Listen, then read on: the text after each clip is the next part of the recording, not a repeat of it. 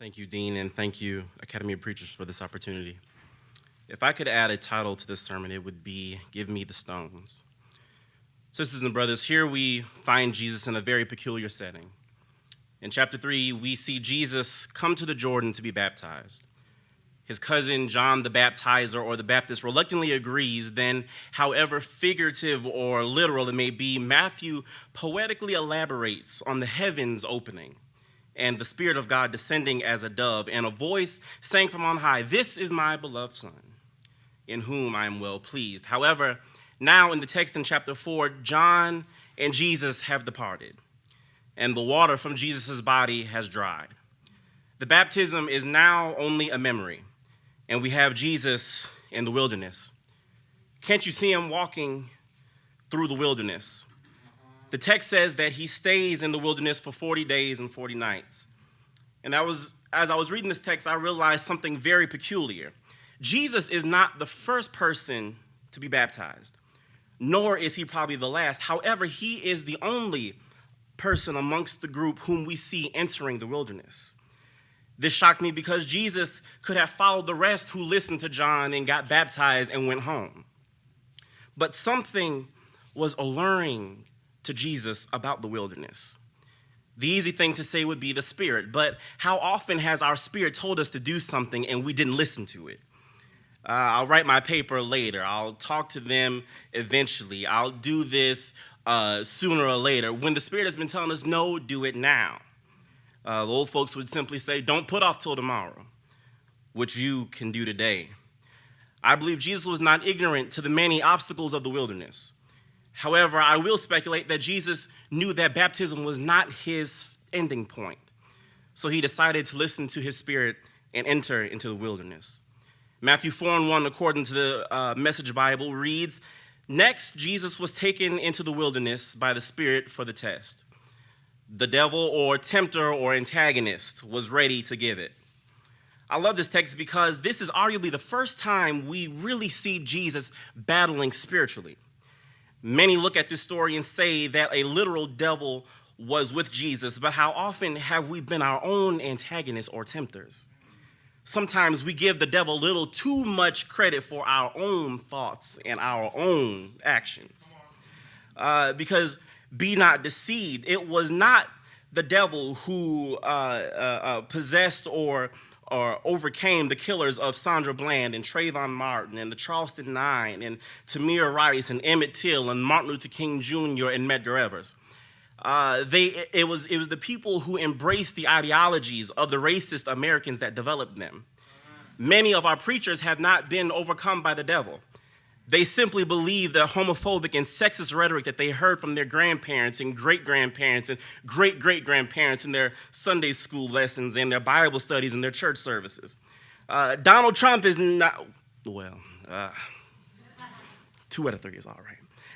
But I believe this story, I love this story about Jesus because Jesus teaches us that in order to be a radical or a rabbi or a risen Lord, we must first become our own rabbi.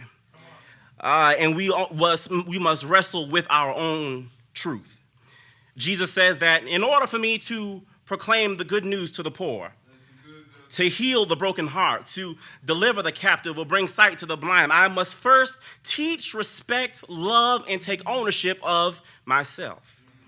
The tempter comes to Jesus and says, "If you are the Son of God, command these stones be made bread." Jesus has fasted for 40 days and hunger has gripped his body. Surely his body is weary, and the tempter gives him one request: tell these stones to turn to bread. Verses 3 and 4 teach us a very valuable spiritual lesson. Which is more important to you, a stone or bread? Bread symbolizing personal gratification and material satisfaction, and the stone being the seemed antithesis. So this morning, what is your bread? For some people, it is money. For others, it is shoes and clothes. For some, it is shallow and toxic relationships. For some, it is the desire to go with the crowd. And for others, their bread is to express a false sense of self. Bread is our temptation. It is our stumbling block. It is the sin that does so easily beset us. It's the company we keep when we know we should not be keeping it. I believe that that before Jesus begins talking about gaining the world and losing one's soul, Jesus could have possibly posed the question, what shall it profit a man to gain all the bread and lose his stone? Can't you see Jesus thinking about the bread, thinking about his hunger, and thinking about when his next meal might come, and said, Satan, I thought about what you asked, and I weighed out all the options and the possible outcomes. But one thing I just realized is that it's written, man shall not live by bread alone, but by every word that proceedeth out of the mouth of God. So I want you to give me the stone, because I understand that this stone can teach me some things that this bread cannot. You see, bread can rot and mold after a few days, but a stone won't change up on you. So give me the stone. Bread can come and go, but the stone is wise in that it has mastered the art of being grounded and standing still and embracing the world around it. So give me the stone.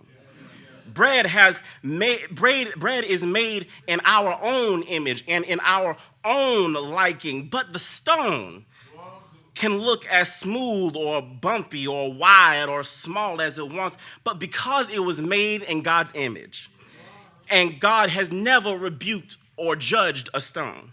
So give me the stone. All I'm trying to say is that Jesus in this moment learned that one of his most valuable lessons is now used to teach us today. Jesus learned that if I want to be radical, if I want to be a redeemer, if I want to be the risen Lord, I must first be a rabbi, not to the Jews or Gentiles or disciples, but I must learn to first be one to myself. We put so much emphasis on going out in the world and preaching the gospel to the world, but when is the last time you ministered or taught yourself? Amen. You need to be ministered to as well. You need to be encouraged as well. You need to know yourself as well. Jesus, the rabbi, teaches us that sometimes we must do as he did and seclude ourselves from the rest of the world and really minister to ourselves, because it is in those moments where we find out the most about God and ourselves. The tempter came and said, command these stones be made bread. And oh, I'm so glad that Jesus looked at the stone, thought about the bread and his hunger, and said, well, I've considered that all. And I reflected on everything, but I choose the stone, for it is the stone that will lead me further spiritually. It is the lessons of the stone that will guide me and keep me and direct me. If I choose the bread, then soon I'll want more, and I'll want more, and I'll want more. But if I have one stone, that's all I need. So give me the stone. God bless you.